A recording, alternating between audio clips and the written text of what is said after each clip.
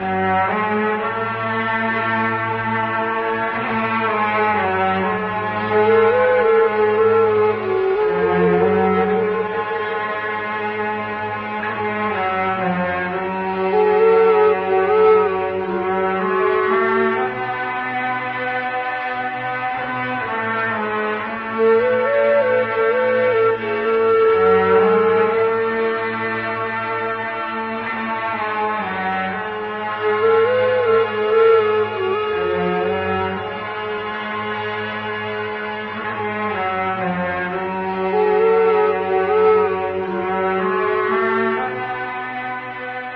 این بار ساقی نامه که یکی از زیباترین قطعات موسیقی ایران است، با سبک و کلامی دیگر تقدیم صاحب دلان می گردد.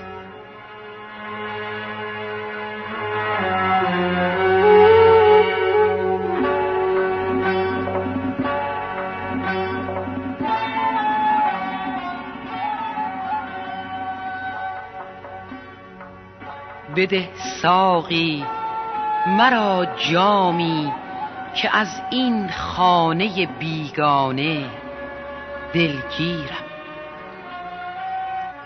ز طوفانی که شد از فتنه اش بس آشیان ویرانه دلگیرم. مرا در حلقه دیوانگان کن با می ناب امشب ای ساقی، که از همراهی و هم صحبتی با عاقل و فرزانه دلگیرم.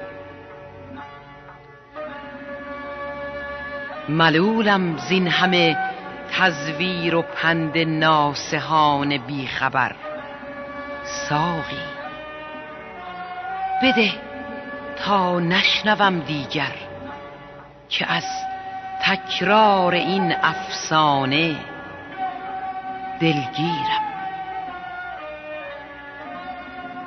ز می ساقی غبار غربت از جان پاک ساز، از خود رهایم کن که من از زندگی کردن در این بوم و بر و این خانه دلگیرم. گناهش چیست گر پروانه عاشق به گرد شمع می گردد؟